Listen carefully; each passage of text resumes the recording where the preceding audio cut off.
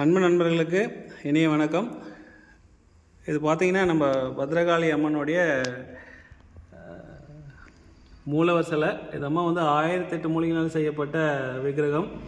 So இவங்களுக்கு அபிஷேகம் நம்ம பண்ண முடியாதுன்றதுனால நம்ம உற்சவர் சிலையை நம்ம கங்கை நீரில் பிரதிஷ்டை பண்ணியிருக்கோம். இந்த அம்மா 10 நாள் கங்கை நீரில் இருப்பாங்க. இன்னையோட 10ஆவது நாள் முடியுது. ரொம்ப குளிர்ச்சியாக தினமுமே நம்ம வேப்பிலையும் எலுமிச்சை பழமும் மாற்றி இதில் வச்சிட்ருக்கோம். இதில் நீங்கள் உத்து பார்த்தீங்கன்னா தெரியும். ஸோ நாகதேவதையும் அதுக்கு முன்னாடி இருப்பாங்க. அது கொஞ்சம் சின்ன சிலைன்றதெல்லாம் சரியாக தெரியல. ஸோ இவங்களை தினமும் இந்த மலர் மாற்றிட்டு நம்ம இதை பண்ணிகிட்ருக்குறோம். ஸோ இன்னையோட இவங்க இந்த கங்கை நீர்லேருந்து மாறி நவதானியங்களுக்கு மாற்றப்படும். ஸோ அந்த நவதானியங்களும் நம்ம வாங்கியிருக்கோம்.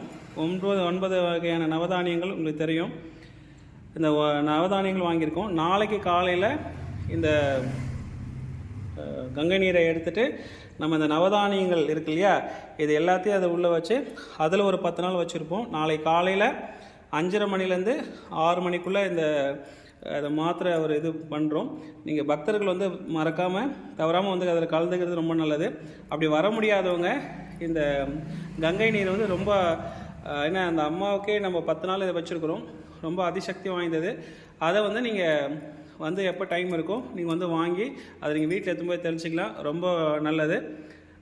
நாளைக்கு காலையில் 5:30 மணிலேருந்து 6 மணிக்குள்ளே ஓம் பத்ரகாளி, ஓம் சிவாய நம, ஓம் சக்தி.